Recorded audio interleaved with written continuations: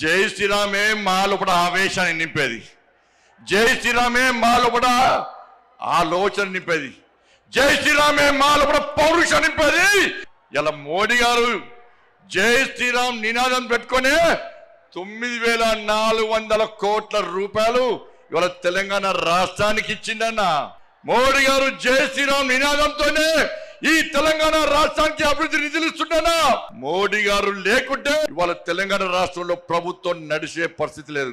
మేము తెలంగాణ రాష్ట్రానికి నిధులు తీసుకొస్తే మీరేమో తెలంగాణ నుంచి నిధులను పైసలను ఇవాళ ఢిల్లీకి మోస్తున్న కాంగ్రెస్ వాళ్ళు.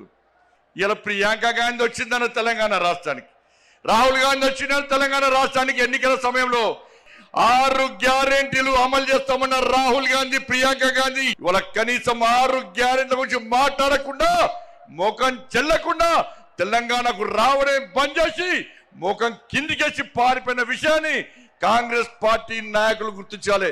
అందుకే మా కార్యకర్తల పడ జోష్ ఉందన్న.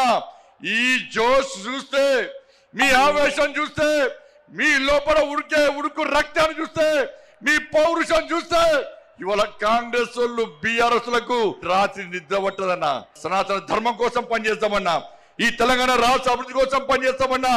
సనాతన ధర్మం లేని భారతీయ జనతా పార్టీ లేదు. అరే 80% హిందువుల కోసం పనిచేసే పార్టీ నా భారతీయ జనతా పార్టీ. మేము ఒక వర్గాన్ని కొమ్ముగాయం, ఒక వర్గాన్ని వ్యతిరేకించాం. మేము సనాతన ధర్మానికి వస్తే, నా ధర్మాన్ని హేళన చేసే ప్రయత్నం చేస్తే, నా సమాజాన్ని చీల్చే ప్రయత్నం చేస్తే ఏ భారతీయ జనతా పార్టీ కార్యకర్త ఊరుకునే ప్రసక్తి లేదు. తెలంగాణ రాష్ట్రంలో ధర్మం, తెలంగాణ అభివృద్ధి, ధర్మం ఆధారితంగా తెలంగాణ రాష్ట్రాన్ని అభివృద్ధి చేయాలంటే జై శ్రీరామ్, జై తెలంగాణ.